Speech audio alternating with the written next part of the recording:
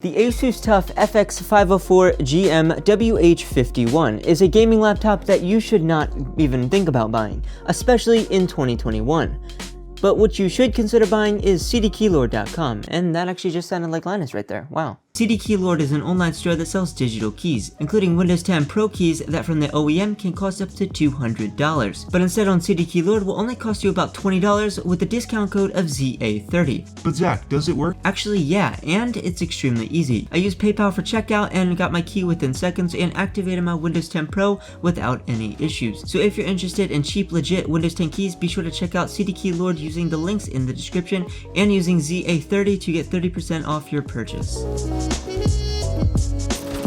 I have been using this laptop for the past 3 years now, and here are the problems that I figured out about it and also that I knew about it to begin with, but decided to buy this laptop anyway.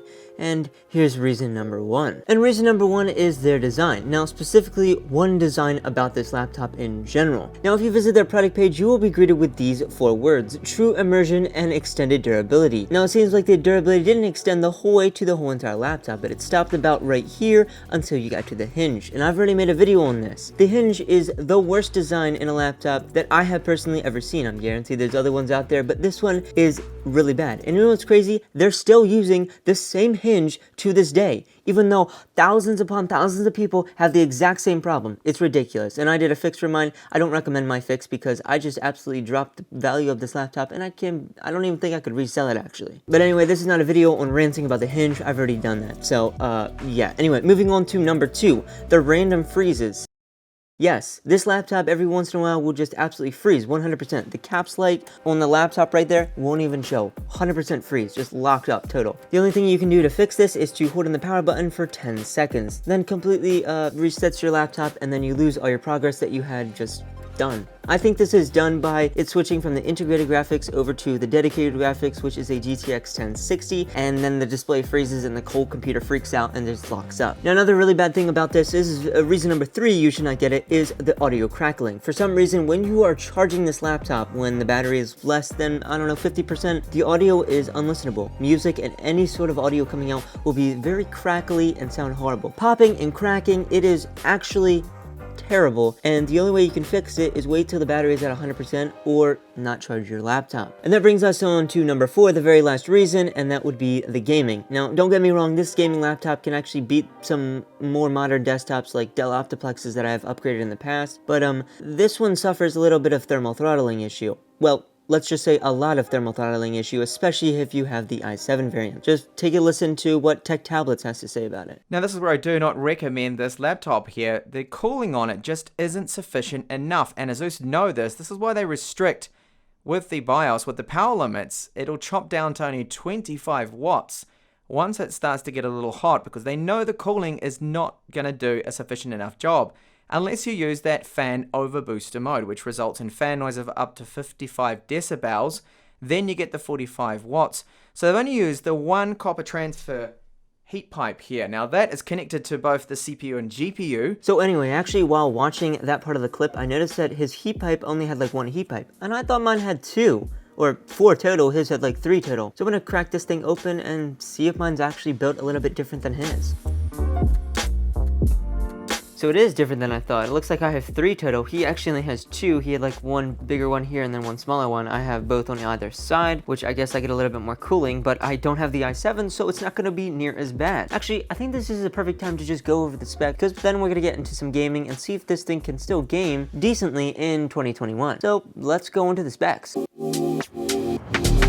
This laptop is rocking an i5-8300H, which has 4 cores and 8 threads and has a base speed of 3.2 and can boost the way up to 4 GHz. Next is the RAM, which I upgraded from 8 to 16 gigs of DDR4 running at 2666 MHz. And then for the gaming part of this laptop, that would be the GTX 1060 3GB edition. And then for storage, it comes with a Kingston 256GB NVMe M.2 SSD, which is standard, and that's the boot drive. And because 256 gigs isn't really enough for my whole entire Steam library, I I added another 480 gig SSD off in the expansion 2.5-inch expansion slot over on this side, and that's from Kingston. And then for its pathetic battery, I know it's a gaming laptop, but I still think it could have done better here. It is a 4,240 milliamp hour battery, which gives you about 2 hours of gaming, but it doesn't even give me that. It gives me like an hour. And right above the battery, there's also a Wi-Fi card, and that's pretty much just it. It's a simple laptop that is getting a little old for its age, especially with the hardware. But now we're gonna put that to the test, and we're gonna see if this thing can actually game.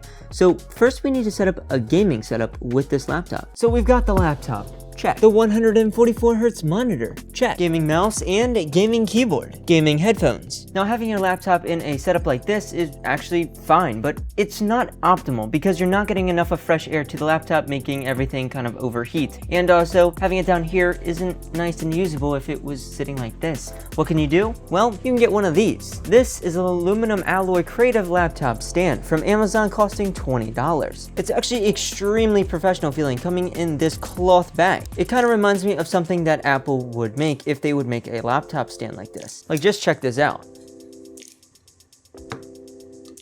It supports laptops from 10-inch to 17 inches, so ours over there is a 17-inch, so let's see how nicely it'll fit on this. So there we go. It looks like it's supporting the laptop actually extremely well, and it's also like metal, so it's also extremely durable. So thank you to this company for sending it out. If you want to check it out, be sure to check the link in the description where I will have it. It's only 20 bucks, and it's a great quality design. It looks like it's made by Apple, and I really recommend this laptop stand. Alright, time for the benchmarks. The first benchmark is Cinebench R23, and it got a score of 4,092 for the multi and 1,046 for the single. Next is Unigine Superposition benchmark, and it got a score of 7,525. Moving right into the games, Minecraft is up first at 1080p high settings, and it got an average of 197, with 1% lows being 27. Minecraft runs fantastically, as well as Rogue Company, which the settings were set to ultra, and that game got an average of 108 FPS and 30 for the 1% lows. Getting into more demanding titles, Fortnite at 1080p medium settings got an average of 108 FPS